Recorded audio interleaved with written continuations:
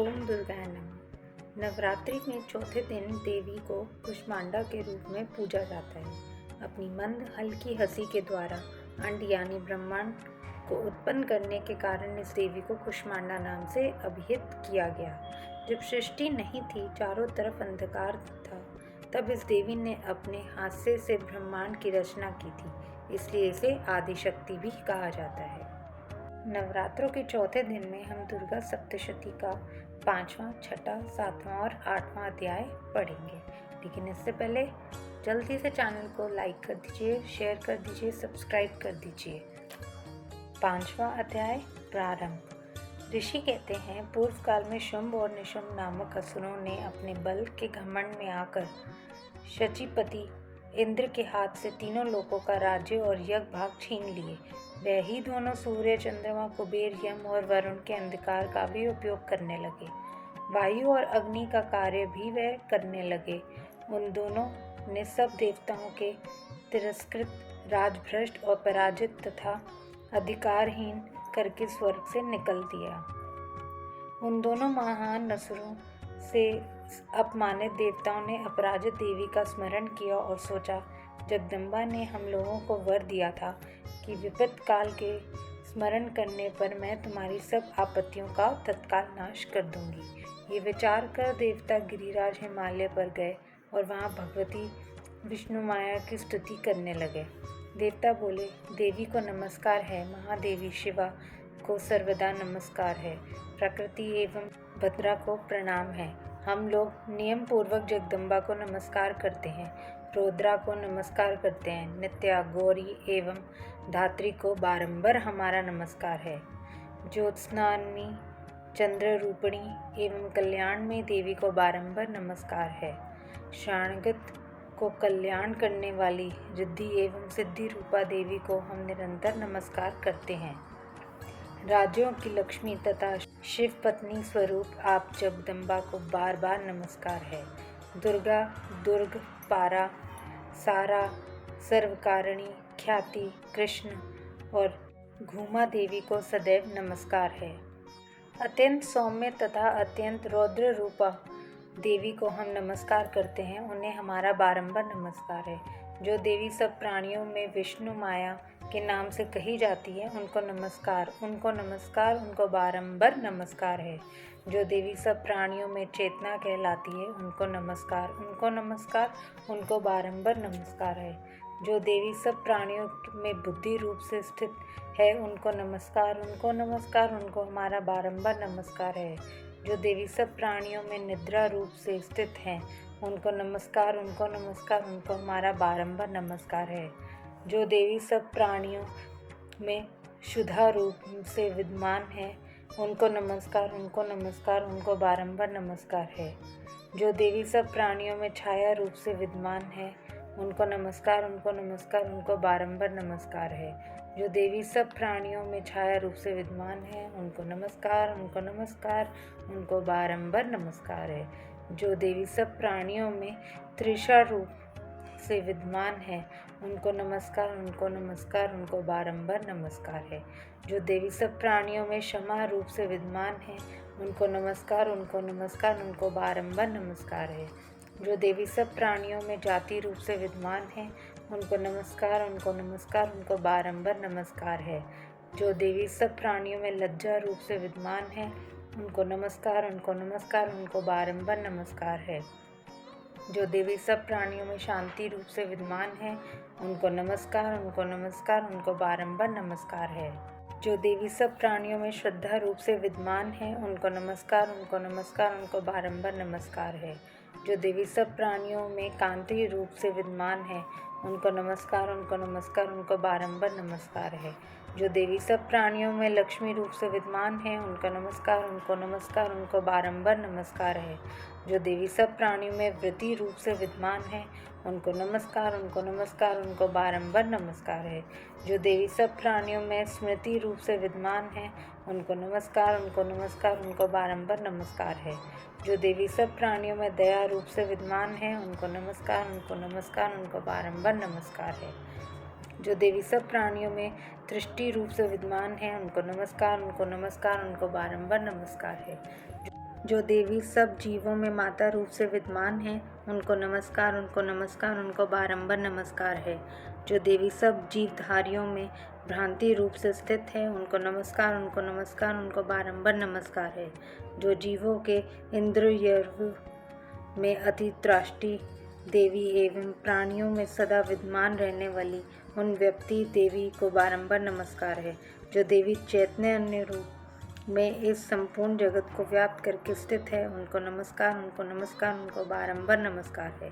पूर्व काल में इष्ट अभिष्ट प्राप्ति होने से देवताओं ने जिसकी स्तुति की तथा इंद्र ने बहुत दिनों तक जिनका सेवन किया, वह कल्याण की साधना भूता ईश्वरी हमारा कल्याण और शुभ करे तथा सारी आपत्तियों का नाश कर डाले। उदाहरण दैत्यों से पीड़ित हम सभी देवता जिन परमेश्वरी को इन समय नमस्कार करते हैं तथा जो भक्ति से विनम्र पुरुषों द्वारा स्मरण की जाने पर तत्काल ही संपूर्ण विपत्तियों का नाश कर देती है, वह जगन माता हमारा संकट दूर करे। ऋषि बोले, राजन, इस प्रकार जब देवता स्तुति कर रहे थे, उस समय पार्वती देवी गंगा जी के जल में स्नान करने के लिए वहां आईं। उन सुंदर बोहों वाली भगवती ने देवताओं से पूछा, आप लोग यहाँ किसकी स्तुति करते हैं? तब उन्हीं के शरीर कोश से प्रकट हुई शिवा देवी बोली, शुम्भ दैत्य से अपमानित और युद्ध में निशुम्भ से विजित हो यहाँ एकत्र हुए ये समस्त देवता मेरी ही स्तुति कर रहे हैं। पार्वती जी ने शरीर कोश से अंबिका का प्रादुर्भाव हुआ था, इसलिए वह समस्त लोकों में कौशिकी कही जाती है। कौशिकी के प्रकट होने के बाद पार्वती का शरीर काले रंग का हो गया, अतः वह हिमालय पर रहने वाले कालिका देवी के नाम से प्रसिद्ध हो गई। तदनंतर शुभ निशुभ के भय चुंड वहाँ उपस्थित हुए और उन्होंने मनोहर रूप धारण करने वाली अंबिका देवी को देखा। फिर वह शुंभ के पास जाकर बोले, महाराज, एक अत्यंत मनोहर स्त्री है जो अपनी दिव्य कांति से हिमालय को आलोकित कर रही है। वैसा उत्तम रूप कहीं किसी से का नहीं देखा होगा। दैत्यराज, पता लगाइए वह देवी कौन है और उसे पकड़ लीजिए। स्त्रियों में तो वह रत्न है, उसका प्रत्येक अंग बहुत सुंदर है तथा वह अपने ही श्री अंगों की कांति से संपूर्ण दिशाओं में प्रकाश फैला रही है। असुरेश्वर, अभी वह हिमालय पर ही विद्यमान है, आप उसे देख सकते हैं। प्रभु, तीनों लोकों में मणि, हाथी और घोड़े आदि जितने भी रत्न हैं, वह सब इस समय आपके घर में शोभा पाते हैं।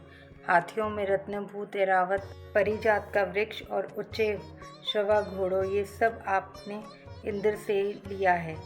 हंसों से जुता हुआ ये विमान भी आपके आंगन में शोभा पाता है। ये रत्नभूत अद्भुत विमान जो पहले ब्रह्मा जी के पास था, अब आपके यहाँ लाया गया है। ये महाप्रद नामक निधि आप कुबेर से छीन लाए हैं। समुद्र ने आपको केशारों से सुशोभित किंजकालिनी नामक वाले भेंट की, जिसकी कमल कभी कुमलाते नहीं। सुवर्ण की वर्षा करने वाला वरुण का छत्र भी आपके घर में शोभा पाता है तथा ये श्रेष्ठ रथ जो पहले प्रजापति के अधिकार में था, अब आपके पास मौजूद है। दैत्येश्वर, मृत्यु की उत्कांतीनता नाम वाली शक्ति भी आपने छीन ली है तथा वरुण का पाश और समुद्र में होने वाले सब प्रकार के रत्न आपके भाई निशुम्भ के अधिकार में हैं। अग्नि ने भी स्वतः शुद्ध किए 2 वस्त्र आपकी सेवा में भेंट किए हैं। दैत्यराज, इस प्रकार सभी रत्न आपने एकत्र कर लिए हैं। फिर जो ये स्त्रियों में रत्न रूप कल्याण में देवी है, इसे क्यों नहीं आपने अधिकार में कर लेते? ऋषि बोले, चंड मुंड का ये वचन सुनकर शुभ ने महादैत्य सुग्रीव को दूत बनाकर भेजा और कहा, तुम मेरी आज्ञा से उसे ये बातें जाकर कहो और ऐसा उपाय करो जिससे प्रसन्न होकर वह शीघ्र ही यहाँ आए। वह दूत पर्वत से अत्यंत रमणीक प्रदेश में जाकर देवी स्थित थी गया और मधुर वाणी से कोमल वचन बोला। दूत बोला, देवी, दैत्यराज शुभ इस समय त्रिलोकाधिपति हैं। मैं उन्हीं का भेजा हुआ दूत हूँ और यहाँ तुम्हारे पास आया हूँ। उनकी आज्ञा सदा सब देवता एक स्वर में मानते हैं, कोई उसका उल्लंघन नहीं कर सकता है। वह संपूर्ण देवताओं को पराजित कर चुके हैं।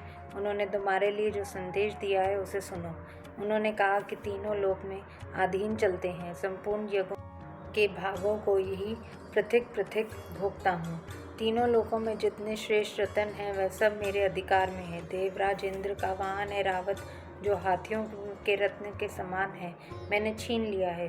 क्षीर सागर को मतने से जो अश्वरतन उच्च श्रवा प्रकट हुआ था, देवताओं ने मेरे पैरों पर नत होकर समर्पित किया है।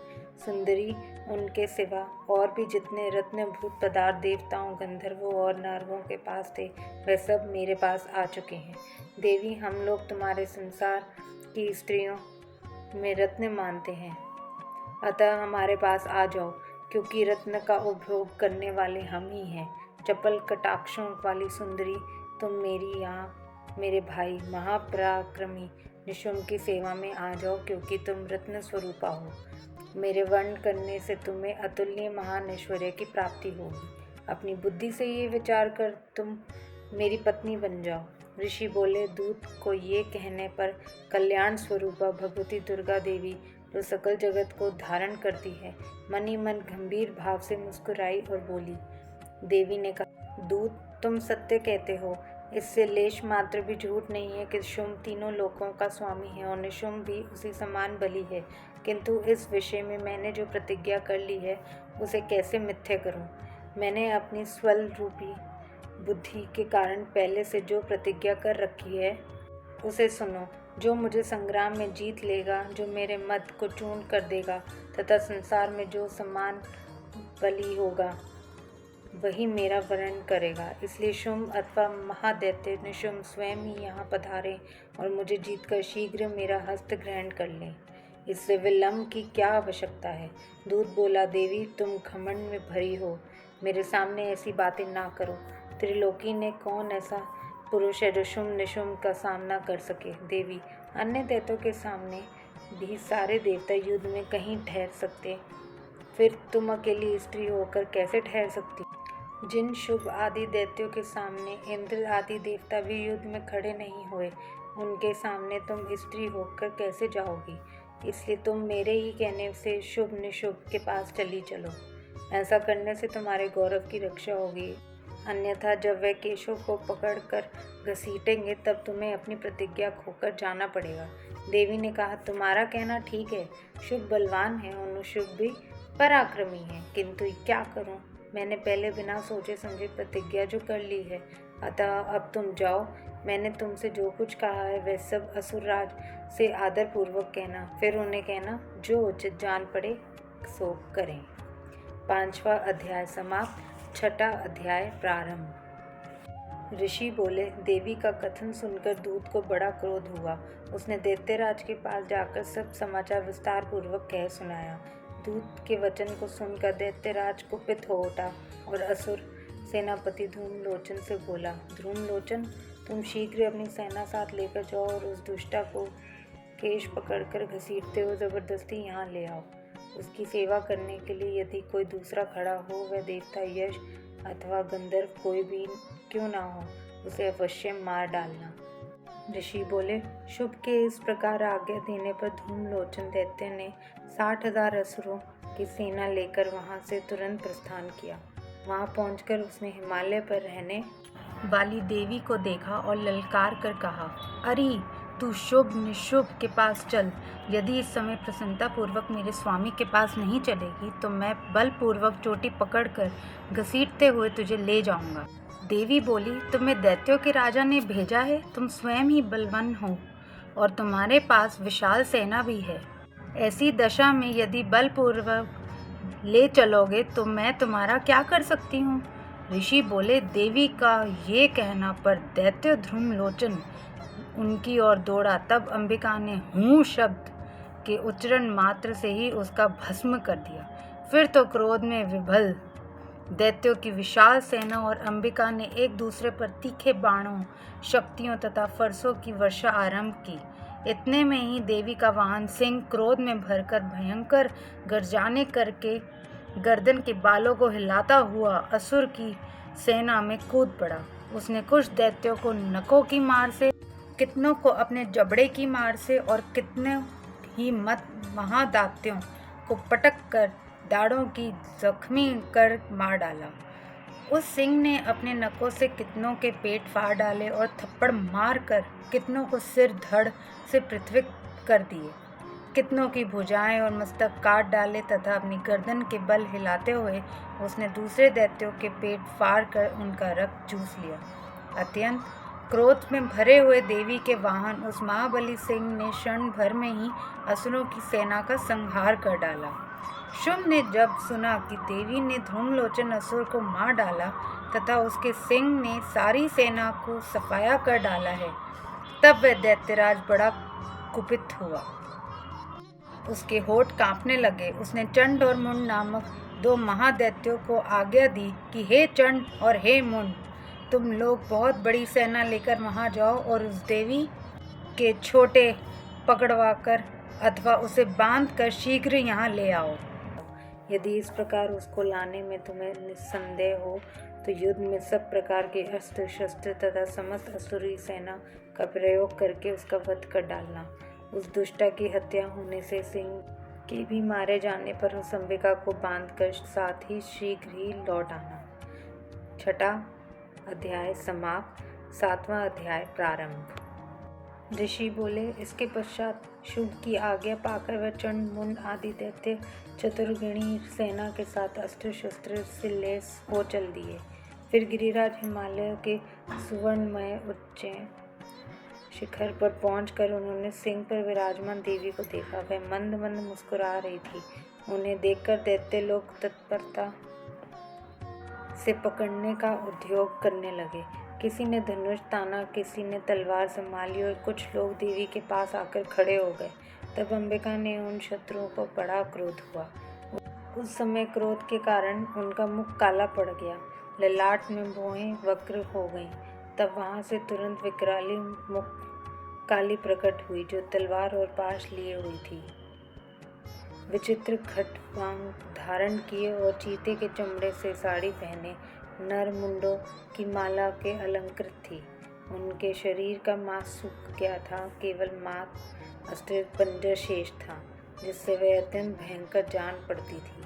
उनका मुख विशाल था, जीभ लपलपाने के कारण वह और भी डरावनी प्रतीत होती थी। उनकी आंखें भीतर को धसी हुई और अंगारे के समान लाल थीं। वह अपने भयंकर गर्जना के संपूर्ण दिशाओं को गुंजा रही थी। बड़े बड़े दैत्यों का वध करती हुई वह कालिका देवी बड़े वेग से दैत्यों की उस सेना पर टूट पड़ी और उनका भक्षण करने लगी। पार्श्व रक्षकों, अंकुशधारी महात्मों और युद्धों तथा घंटा सहित कितनों की हत्या को भी एक से पकड़कर मुखरास बना डालती थी। किसी को बालों से पकड़ लेती, किसी को गला दबोच लेती, किसी को पैरों से कुचल डालती और किसी को छाती पर धक्के से गिराकर मार डालती। वे असुरों के फेंके हुए बड़े बड़े शस्त्र मुंह पर पकड़ लेती और रोष के भरकर उनको दांतों से चकनाचूर कर डालती। काली ने बलवान एवं दुरात्मा दैत्यों की वह सारी सेना खत्म कर डाली, खा डाली और कितनों को मार भगाया। कोई तलवार के घाट उतर गए, कोई खटवांग से पीट गए और कितनों ही असुर दैत्यों का और अग्रभाग से कुचल जाकर मृत्यु को प्राप्त हो गए। इस प्रकार देवी ने असुरों की उस समस्त सेना को क्षण भर में धराशायी कर दिया। ये देख चंड उन अत्यंत भयानक काली देवों और दौड़ाकर तथा महादैत्य मुंड ने भी अत्यंत भयंकर बाणों की बौछार से तथा हजारों बार चलाए हुए चक्रों के उन भयानक नेत्रों वाली देवी को आवृत कर दिया। वह अनेकों चक्र देवी के मुख से समाते हुए ऐसे जान पड़े मानो सूर्य के बहुतर मंडल बादलों के आदर से प्रवेश कर रहे हों। तब भयंकर गरजाने वाली काली ने अत्यंत रोष में भरकर विकट अट्टहास किया। उस समय उनके विकराल मुख में के भीतर कठिनाइता से देखे जा सकने वाले दांतों की प्रभा से वह अत्यंत उज्जवल दिखाई देती थी। सिंह पर उठकर चंड पर हमला किया और उसके केश पकड़कर उसी तलवार से उसका मस्तक धड़ से अलग कर दिया। चंड को मार किया देखकर मुंड भी देवी की ओर दौड़ा। तब देवी ने रोष में भरकर उसे भी तलवार से घायल करके धरती पर सुला दिया। महापराक्रमी चंड और मुंड को मार गिराया तथा ये बची हुई बाकी सेना अत्यंत हो चारों ओर भाग गई। तत्पश्चात काली ने चंड और मुंड के मस्तक हाथ में ले चंडिका के पास जाकर प्रचंड अट्टहास करते हुए कहा, देवी, मैं चंड और मुंड नामक इन 2 महासुरों को भेंट करने के लिए लाई हूँ। अब युद्ध यज्ञ में तुम शुम्भ और निशुम्भ का स्वयं ही वध करना। ऋषि बोले, वहां लाए हुए उन चंड मुंड नामक महादैत्यों को देखकर कल्याणमयी चंडी ने काली से मधुर वाणी में कहा, देवी, तुम चंड और मुंड को लेकर मेरे पास आई हो, इसलिए संसार में चामुंडा के नाम से तुम विख्यात होवोगी। 7वां अध्याय समाप्त। 8वां अध्याय प्रारंभ। ऋषि बोले, चंड और मुंड नामक दैत्यों के मारे जाने तथा बहुत सी सेना के विनष्ट हो जाने पर दैत्यों के राजा प्रतापी शुम्भ के मन में बहुत क्रोध पैदा हुआ और उसने दैत्यों की संपूर्ण सेना को युद्ध के लिए प्रस्थान करने का आदेश दिया। वह बोला, आज उदय युद्ध नाम के 86 दैत्य सेनापति अपनी सेनाओं के साथ युद्ध के लिए कूच करें और कंबू नाम वाले दैत्यों के 84 सेनानायक अपनी अपनी सेनाओं से घिरे हुए यात्रा करें। 50 कोटि वीर्य कुल के और 100 धर्म कुल के असुर सेनापति मेरी आज्ञा से सेना सहित प्रस्थान करें। कालक, मौर्य और काल के असुर भी लड़ाई के लिए तैयार हों, मेरी आज्ञा से तुरंत प्रस्थान करें। भयानक शासन करने वाले असुर राज शंभु इस प्रकार आज्ञा दें। सहसों बड़ी बड़ी सेनाओं के साथ युद्ध के लिए प्रस्तुत हुआ। उसकी अत्यंत भयंकर सेना को आती देख चंडिका ने अपने धनुष की टंकार से पृथ्वी और आकाश के बीच का भाग गुंजा दिया। राजन, तदंतर देवी के सिंह ने बड़े जोर से दहाड़ने आरंभ किया। फिर अंबिका ने घंटे की आवाज़ से उस निनाद को और भी अधिक बढ़ा दिया। धनुष की टंकार, सिंह की दहाड़ और घंटे की ध्वनि से संपूर्ण दिशाएं गूंज उठी। उसी भयंकर शब्द से काली ने अपने विकराल मुख को और बड़ा कर लिया तथा इस प्रकार वह विजयिनी हुई। उस तुमुल घोष को सुनकर दैत्यों की सेनाओं ने चारों ओर से आकार अंबिका देवी, सिंह तथा काली देवी को क्रोधपूर्वक घेर लिया। राजन, इसी बीच में असुरों के विनाश तथा देवताओं के अभ्युत्थ के लिए ब्रह्म, शिव, कार्तिकेय, विष्णु तथा इन आदि देवों की शक्तियाँ, जो अत्यंत पराक्रम और बल से संपन्न थीं, उनके शरीरों से निकलकर उन्हीं रूप में चंडिका देवी के पास गईं। जिस देवता को जैसा रूप, जैसी वेशभूषा और जैसी सवारी, ठीक वैसे ही साधनों से उत्पन्न हो उस शक्ति असुरों से युद्ध करने के लिए आई। सबसे पहले हंस्यु विमान पर बैठी हुई अस्त्रशस्त्र और कमंडल में शोभायान ब्रह्मा जी की शक्ति उपस्थित हुई, जिसे ब्रह्माणी कहते हैं। महादेव जी की शक्ति वृषभ पर आरूढ़ हो हाथों में श्रेष्ठ त्रिशूल धारण किए, महानाग को कंकण पहने, मस्तक में चंद्र रेखा से विभूषण हो वहां पहुंची। कार्तिकेय जी के शक्ति रूपा जगदम्बिका उन्हीं का रूप धारण किए श्रेष्ठ मयूर पर विराजमान हो हाथ में शक्ति लिए दैत्यों से युद्ध करने के लिए आई।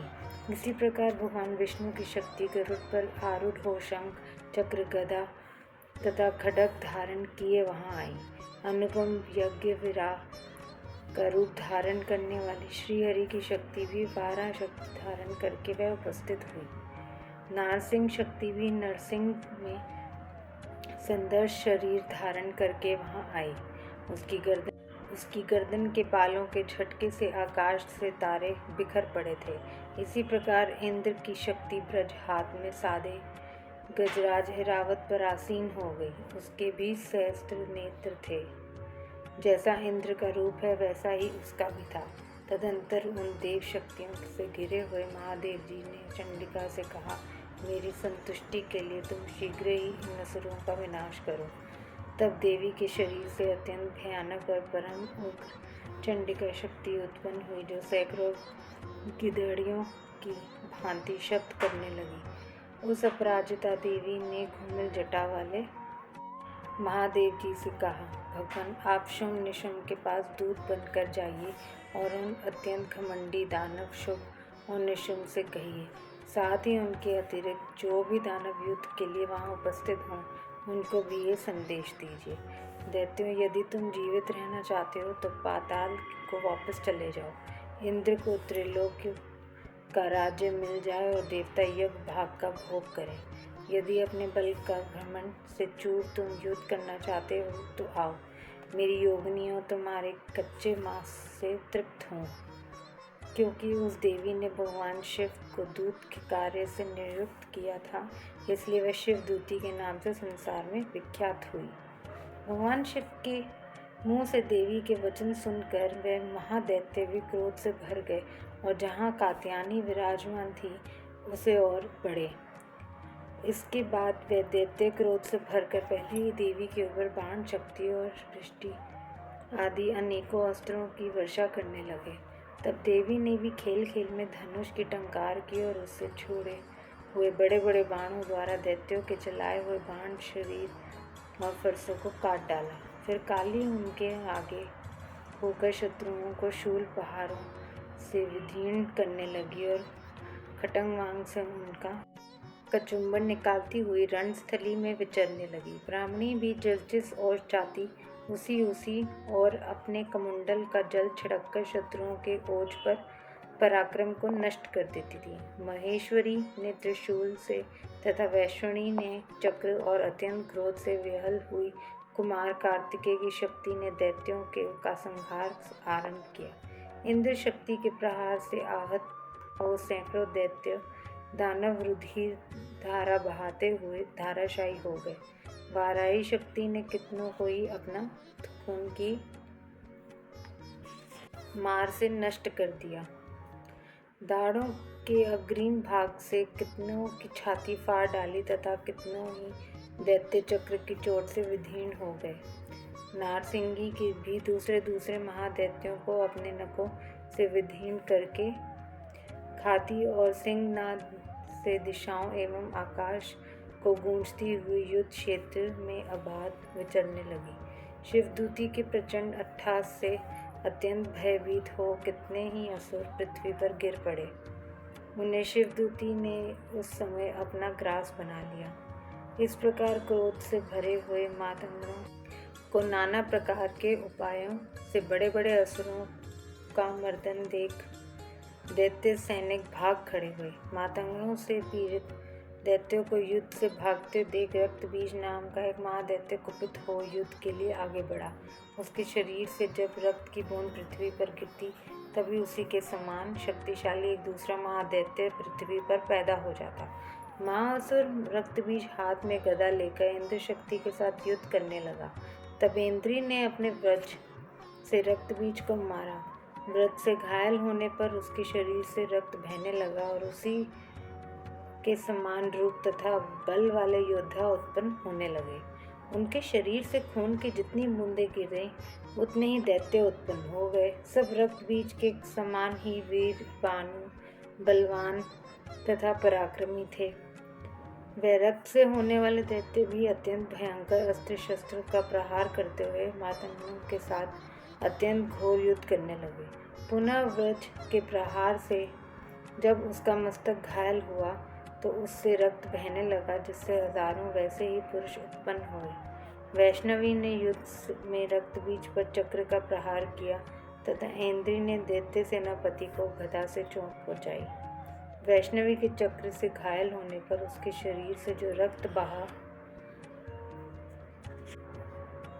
उससे उसी के बराबर आकार वाले शस्त्रों महादैत्य प्रकट हुए। उनके द्वारा संपूर्ण जगत व्याप्त हो गया। कुमारी ने शक्ति से, वाराही ने खड्ग से, माहेश्वरी ने त्रिशूल से महादैत्य रक्तबीज को घायल किया। उस महादैत्य रक्तबीज ने भी क्रोध में भरकर गदा से तभी मृत शक्तियों पर पृथक पृथक प्रहार दिया। शक्ति और शूल आदि से अनेक बार घायल होने पर जो उसके शरीर से रक्त की धारा पृथ्वी पर गिरी, उससे भी सैकड़ों असुर उत्पन्न हुए। इस प्रकार उस महादैत्य के रक्त से प्रकट हुए असुर द्वारा संपूर्ण जगत व्याप्त हो गया। इससे देवता अंकित हो उठे। देवताओं को उदास देख चंडिका ने काली से शीघ्रता पूर्वक कहा, चामुंडे, तुम अपने मुख को और भी विस्तृत करो तथा मेरे शस्त्रपात से गिरने वाले रक्त बिंदुओं और उनसे उत्पन्न होने वाले महादैत्यों को तुम अपने इस उतावले मुख से खा जाओ। इस प्रकार रक्त से उत्पन्न होने वाले महादैत्यों का भक्षण करती हो, तुम रक्त से विचरती रहो। ऐसा करने से तुम दैत्यों का सारा रक्त खत्म हो जाने पर वे स्वयं ही नष्ट हो जाएंगे। उन भयंकर दैत्यों को जब तुम खा जाओगी तो दूसरे नए दैत्य उत्पन्न नहीं हो सकेंगे। यों कहकर चंडिका देवी ने शूल से रक्त बीज को मारा और काली ने अपने मुख से उसका रक्त ग्रहण कर लिया। तब उसने चंडिका पर गदा का प्रहार किया, किंतु उस गदापात से देवी को तनिक भी वेदना नहीं हुई। रक्त बीज को घायल शरीर से बहुत सा रक्त गिरा, किंतु ज्यों ही वह गिरा त्यों ही चामुंडा ने उसे अपने मुख में ले लिया। रक्त गिरने से काली के मुंह में जो महादैत्य उत्पन्न हुए उन्हें भी ये चट कर गई और उनसे रक्त बीज का रक्त भी पी लिया। तदंतर देवी ने रक्त बीज को, जिसका रक्त चामुंडा ने पी लिया था, व्रज, बाण, खड्ग तथा ऋषिण आदि से मार डाला। राजन, इस प्रकार शस्त्रों के समुदाय से घायल एवं रक्तहीन हुआ महादैत्य रक्त बीज पृथ्वी पर गिर पड़ा। नरेश्वर, इससे देवताओं को अत्यधिक हर्ष की प्राप्ति हुई।